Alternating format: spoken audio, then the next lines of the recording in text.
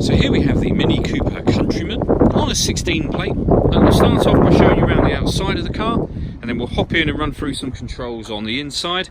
But from the outside you can see it's a 5-door car with alloy wheels. Let's start off inside the boot and then work our way around the rest of the car from there. So as we approach the boot, you'll see we have reversing sensors, plenty of boot space as well, along with those 3 individually folding rear seats.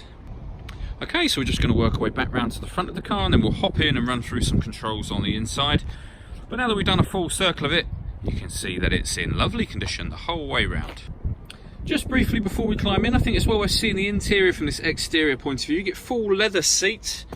There's plenty to run through on the dashboard, so let's hop in and we'll do that now. Okay, so now that we're inside the car, we're going to start with the speedometer, which is the digital display there. Then we've got the rev counter around the outside. You can see the total miles on this car. They're 34,178.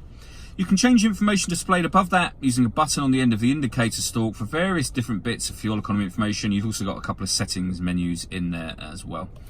If we back out to the steering wheel, on the left hand side we've got stereo controls and voice activation for your phone, and on the right hand side we've got cruise control. These both come as part of the chili pack and they're an option on this particular car. Over in the centre we've got the media pack. So the media pack mainly comprises of the satellite navigation that you can see on the screen just there. There's a full video showing how this works on both our website and our Facebook page, which I'd highly recommend checking out. If we go back to the main menu, all of these movements that you can see me making at the moment and any selections that we make, they're all being done using this dial.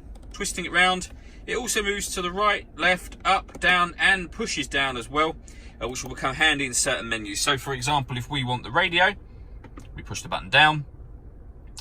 We can jog it over to the left to access the menu that's on the left. And just there you can see that we've got DAB radio, AM and FM as well.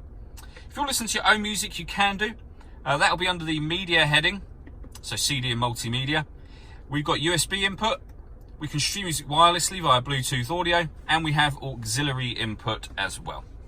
Working our way down from that, we've got the CD player and then the climate control. So you can adjust the temperature from over here. You can adjust the fan speed, both up and down from here.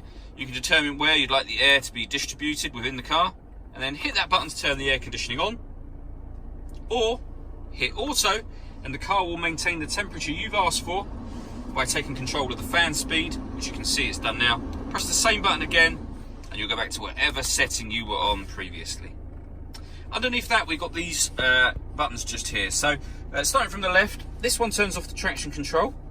This turns off the stop and start. So this car's designed to cut out in traffic when it's stationary to save you fuel. You can turn that off should you wish to. That will lock the car doors from the outside.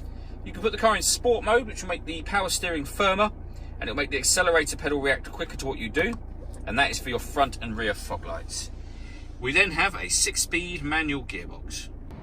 All that leaves me to say is thank you for taking the time to watch this video. If you'd like to come and see the car in person and have a test drive, please feel free to call any of our MJA sites. We'd love to hear from you soon.